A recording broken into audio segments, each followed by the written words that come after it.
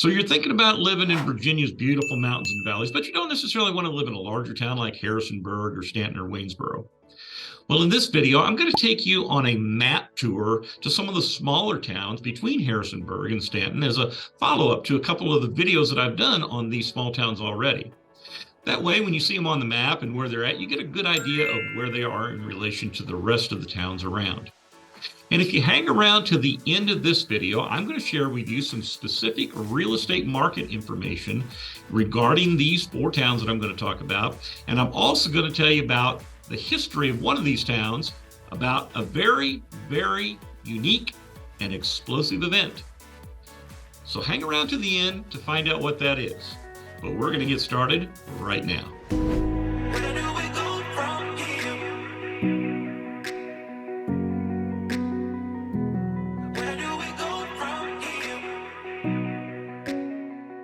If this is your first time to the channel and you want to know everything there is to know about living, eating, sleeping, and playing here in the Shenandoah Valley of Virginia and in Virginia's mountains and Piedmont area, then click on the subscribe button and touch that bell icon so you can be the first to be notified about all the current real estate market here in Virginia's mountains and valleys. Hi, my name's Stephen Gleason, along with my wife, Leslie, and we get phone calls and emails every day from folks just like you and you and you, and we absolutely love it.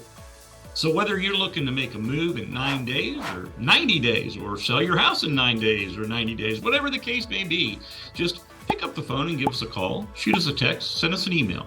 That information's all in the description down below, and we'll be happy to help you in whatever real estate needs you have here in the Shenandoah Valley and in Virginia's mountains and Piedmont area. Now, as I mentioned, in today's video, I was going to take you on a tour into some of the smaller towns between Harrisonburg and Staunton.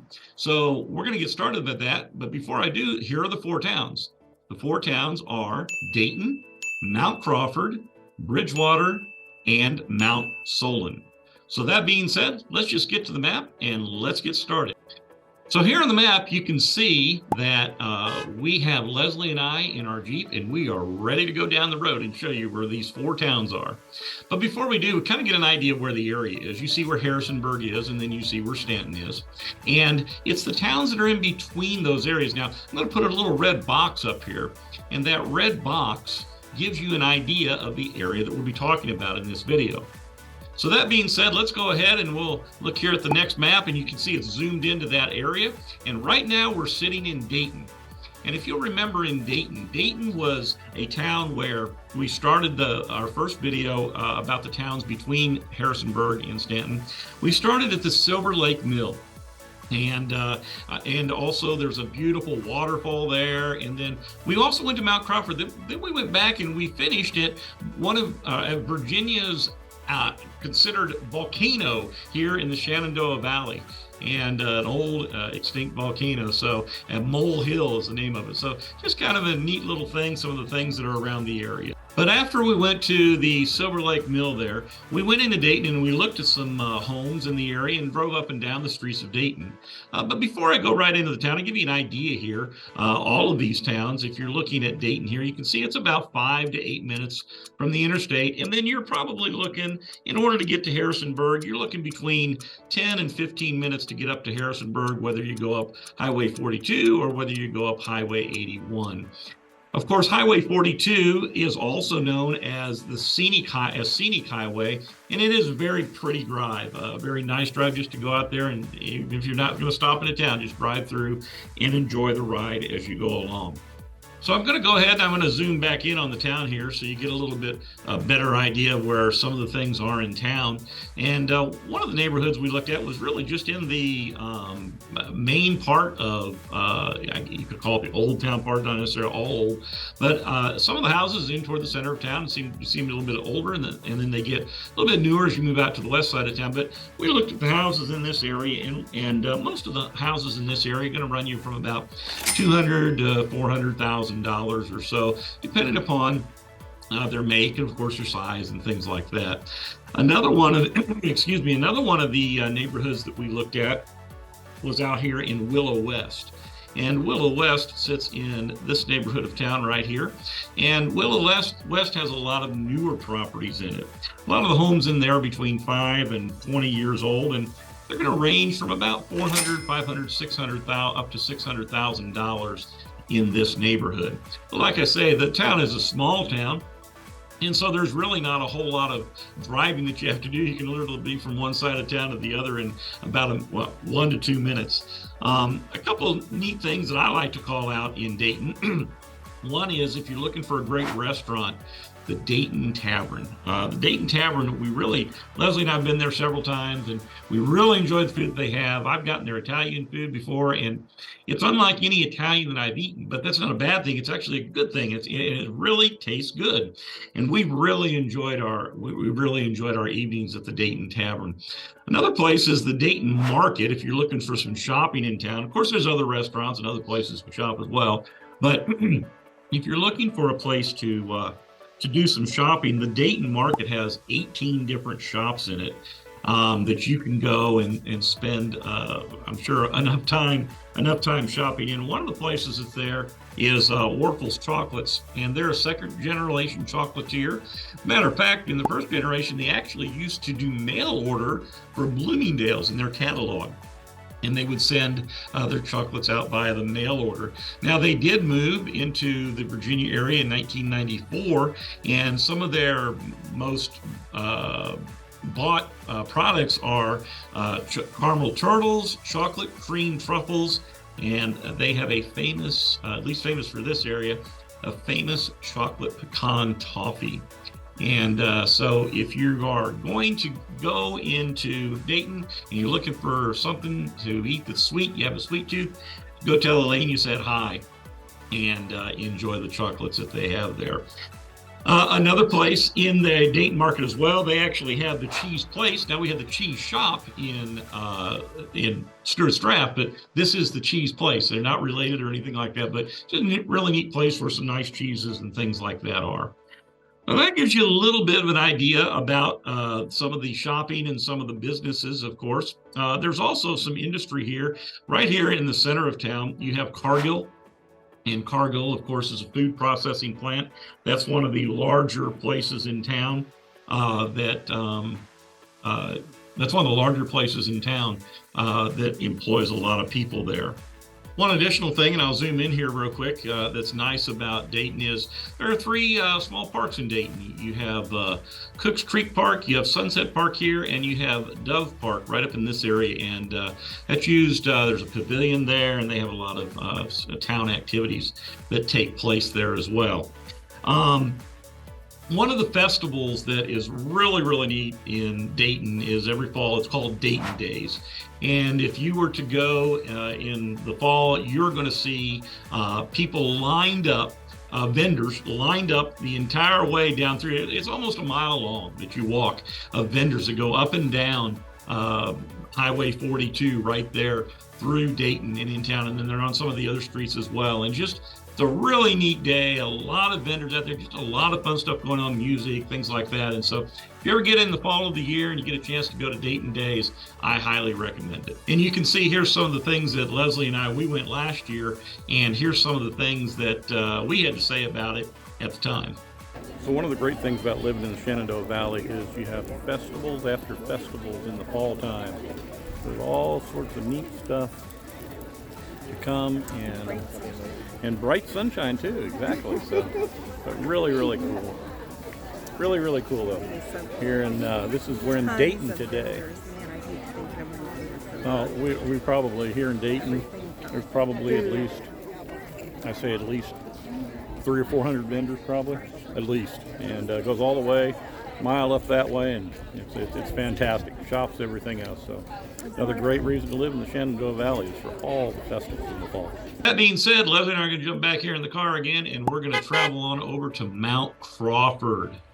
And so once we get to Mount Crawford, one of the biggest things that you'll see right on the corner, one of the major intersections there, is the Dannon plant that is there. And of course, they produce Dannon yogurt, they produce Activia, and multiple other brands.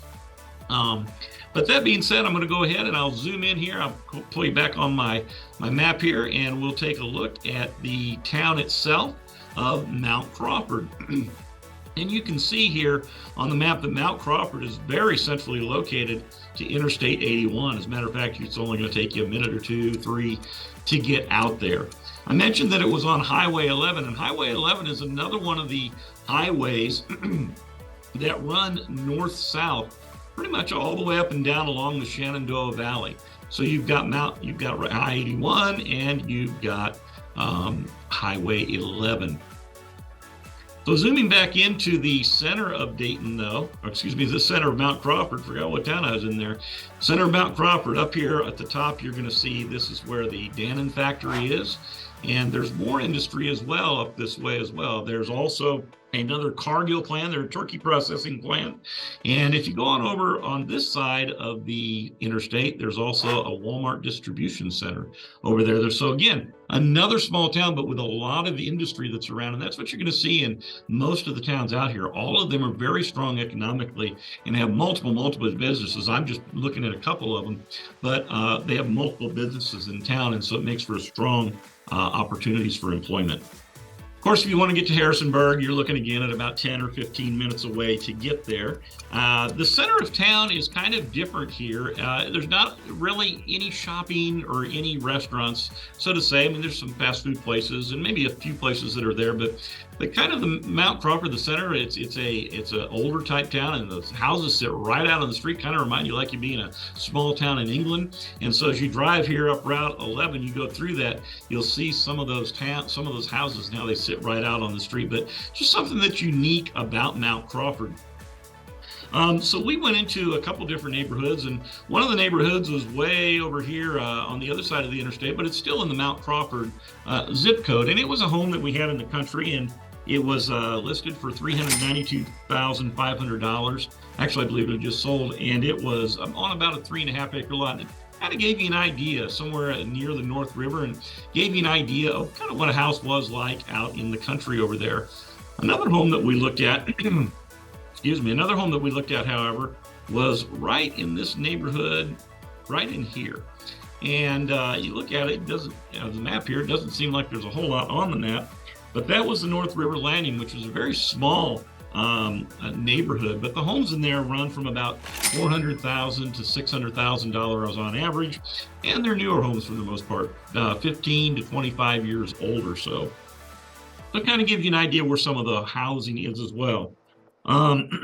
There is, as far as parks go, you've got a couple parks. You've got Munger Park up here, and then you have another park right in town, right downtown in Crawford here. It's basically a community park. It's basically there's baseball and soccer there for kids, and a pavilion as well. And I'm sure there are activities and events that take place there as well. So with that being said, we're going to go ahead and leave the town of Mount Crawford, and we're going to run on over to Bridgewater. But oh, wait a minute, we got to stop, because right in the middle there is Smiley's Ice Cream, one of the best ice cream places around. And yeah, I got ice cream that day without Leslie, but I made it up to her. I took her up there on the weekend, and we got some ice cream together. So Smiley's Ice Cream, if you're ever there in the Mount Crawford, Bridgewater area, great place to stop and great place to go. They actually had to move the location. It was at the Mount Crawford Creamery, and it was just so packed in and around the farm there and everything that they had to move it to this area. They built a brand new building, and boy, it really is nice. I mean, there's plenty of room now and an ice cream inside for the warm time in the winter, or excuse me, in the summertime, or cold time in the winter, I guess. And just a really nice place to go and grab an ice cream cone. So with that being said, that made us really excited. So we changed our car horn, and we're going to head on over to Bridgewater. And once we get into Bridgewater here, you'll remember that one of the things that we started that video with, we talked about the college that is in Bridgewater, Bridgewater College. Bridgewater College has about 1,500 students. Of course, that varies from year to year. And it was founded in 1880, and it was the first college to admit women. There were 6 students to start in 1880, and one of them was a woman. About another interesting thing about the college, about 30% of the students at the college participate in some type of athletics there, as they are a Division III, NCAA Division III school. like I say, about 30% participate in athletics, which is kind of cool. And their historical ties are with the Brethren Church. So, that's a little bit about the college that's there. Let's take a look at Bridgewater itself so you can get an idea where Bridgewater is. Of course, here we have Highway 42 again, the scenic highway.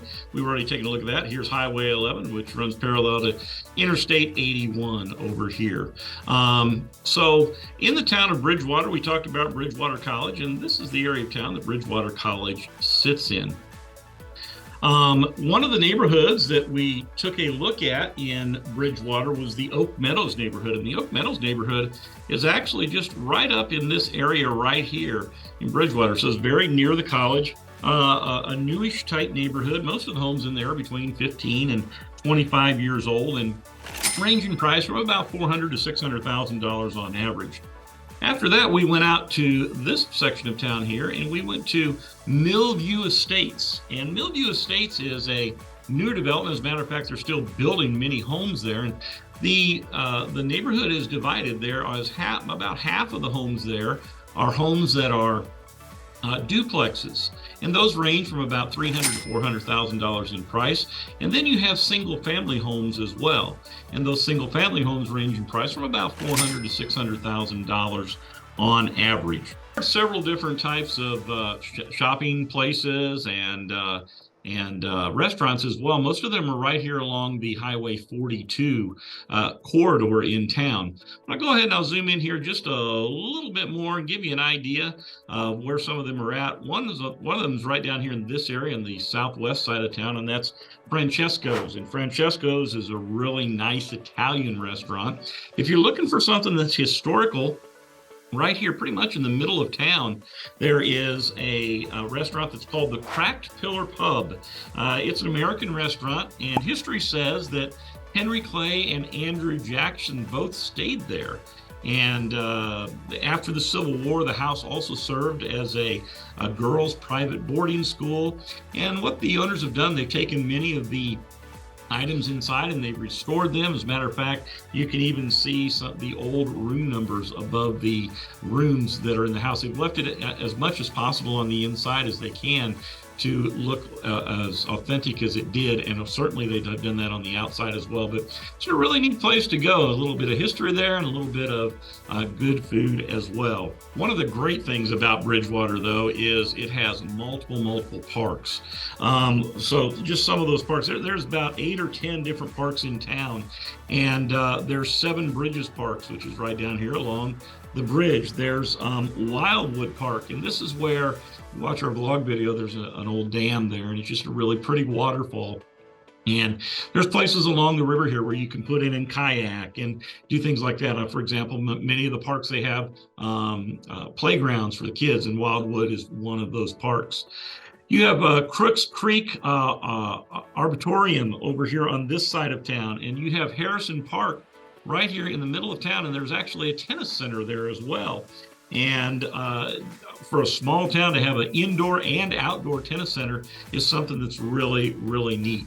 So I'll move the map just down here just a little bit more, and you're going to see right down in this area, it's not marked here on the map, but you have the Sandy Bottom Park. In Sandy Bottom Park, they actually have a par 3 golf course there as well, and just real easy to walk and real easy to play, and just fun to go out there and have some fun. And there's, of course, other activities to do at Sandy Bottom as well. But so with that being said, Leslie and I are going to go ahead and we're going to load up in the car again, and we're going to travel down to Mount Solon. Oh, but wait a minute. Before we do, we're going to stop at this beautiful, historic old farmhouse here on the scenic highway, Highway 42. And this house recently received a contract on it. It was on the market for $849,900.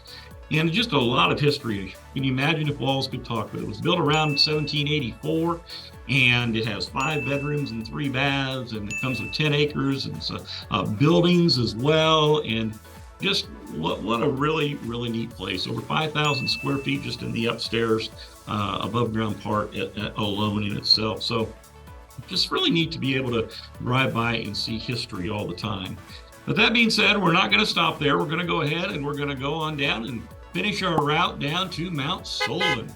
we had to get off the main highway there, Highway 42, and we had to travel over to Mount Solon. And as we drive through Mount Solon, you see that Mount Solon is very much of a town that is very small. It's almost a ghost town. And the story behind that is used to be there was a mill there in Mount Solon, and unfortunately the mill had to close in the 1930s during the Depression.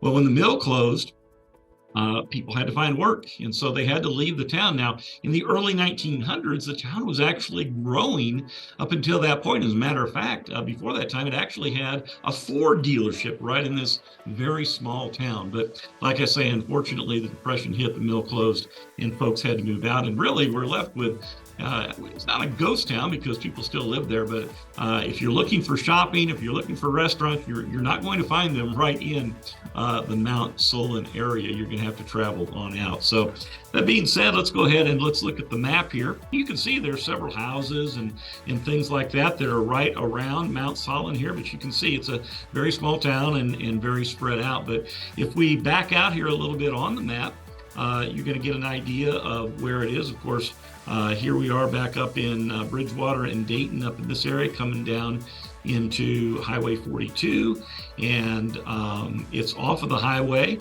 And we're going to zoom back in on that. And as we zoom back in on that, you're going to see that once we get off Highway 42, we're going to take Highway 747 down into Mount Solon. The other highway is Highway 731, which goes through town, and that's the intersection of those two roads is where Mount Solon sits.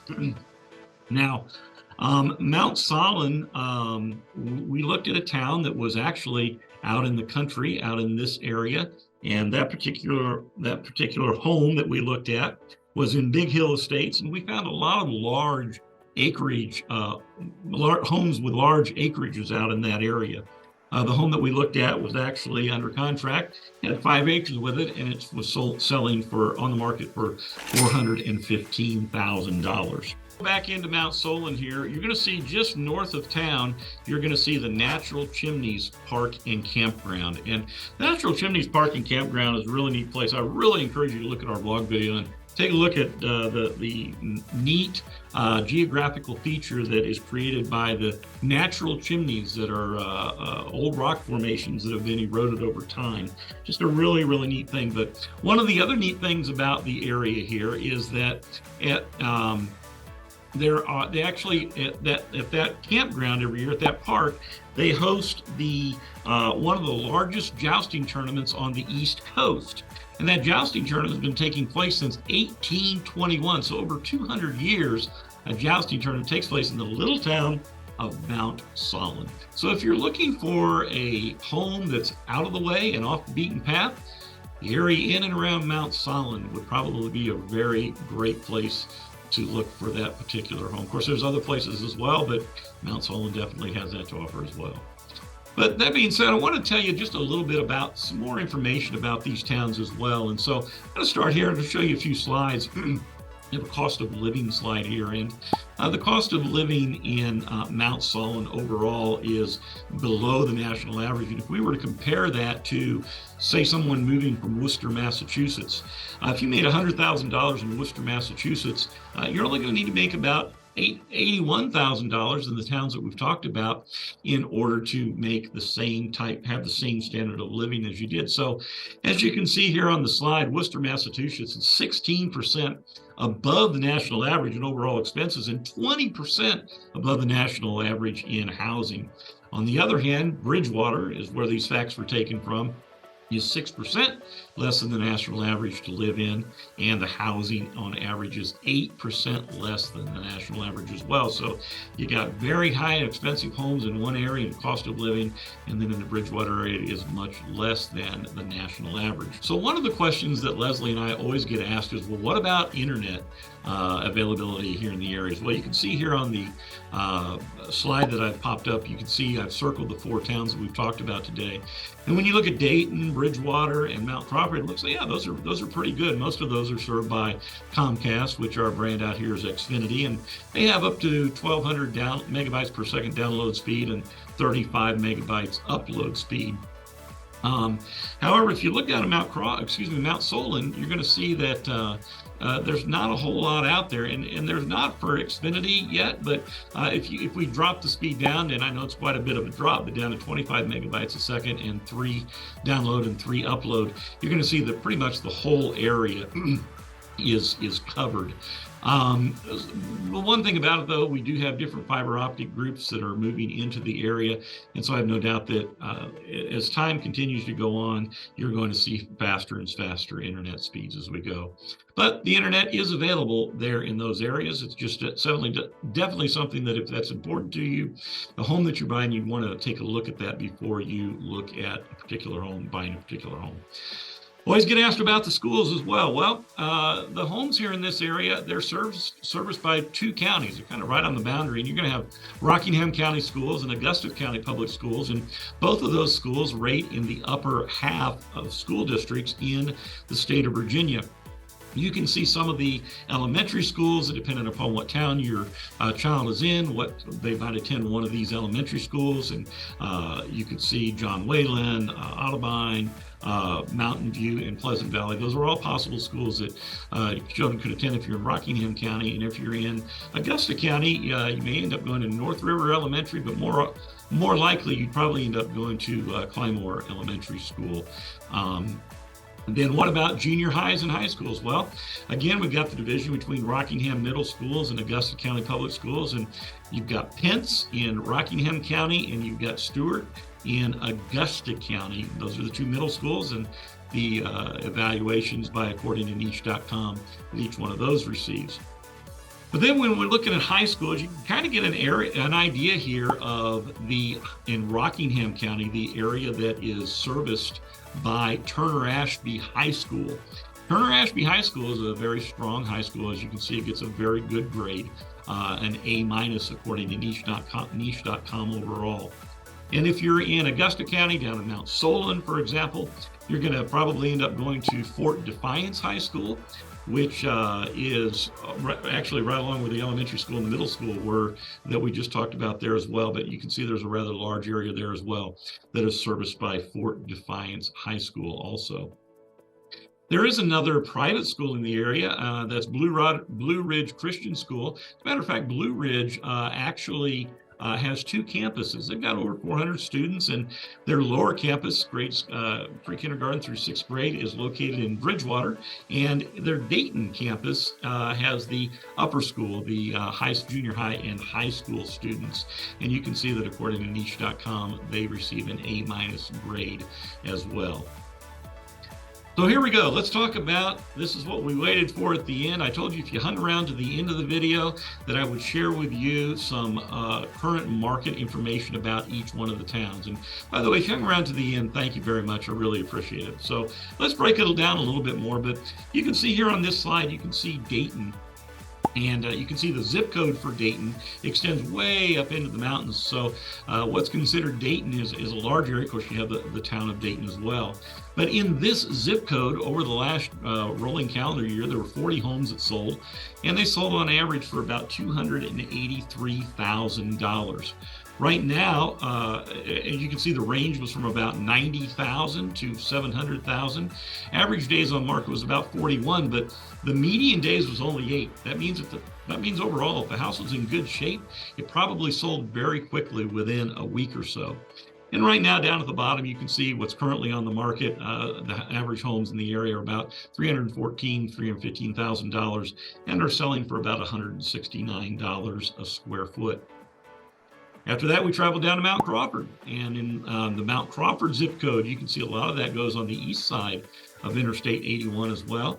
And but the zip code last year, 20 homes were sold there. And the average price of a home in the Mount Crawford neighborhood sold for $347,000. The average range from $170,000 to $830,000. Average days on market was only 16. So, and the median days was 6. So homes in Mount Crawford went very quickly over the last year. And right now, currently what is on the market when we were taping this video, the average home was selling for about listed for about $359,000 and about $215 a square foot. Let's move on over to Bridgewater. Bridgewater, you can see the area down in the bottom right-hand corner that the zip code for Bridgewater contains. And there was over 77 homes that sold in Bridgewater. Of course, it's the largest of the 4 towns with over 6,000 people in population. But the average home in the Bridgewater area last year sold for $318,000. And the range was from $155,000 to about $590,000.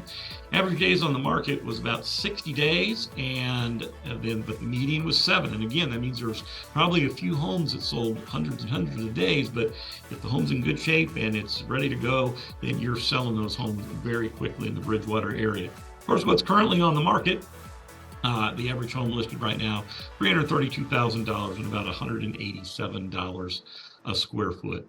And finally, last but not least, you can see Mount Solon. There are only 14 homes that sold, and you see that's the largest geographical area of any of the places that we talked about, but only about 14 homes sold in the area last year. And you can see that the average home sold for $245,000. But you look, wow, why was there 2 homes that sold for 2-bedroom homes that sold for $489,000? Well, because each one of those had a lot of land with it. One had 29 acres and one had 51 acres, hence why the average price of those homes is larger than a 3-bedroom or 4-bedroom. But in the zip code of Mount Solon, you can see that the average home price sold between $153,000 and $900,000. The average days on the market was about 61, but again, there's that median, only 7 days on the market, so property's not staying on the market very long. Right now, there's only very few homes that are on the market, and only $195,000 is what's on the market right now, and $95 per square foot. So I also told you that if you hung around to the end of the video, I would share something historically explosive with you about one of the towns that we talked about today. And that town I'm going to talk to you about is Mount Solon, a small little town. So imagine it's 1931. The Great Depression has started, but Mount Solon, the mill hasn't closed yet, and so there's still business that's taking place in Mount Solon. So one night, during the middle of the night, several of the neighborhood residents are awakened by a rumbling of the ground in the town. And they don't really see anything, and they roll back over and they go back to sleep.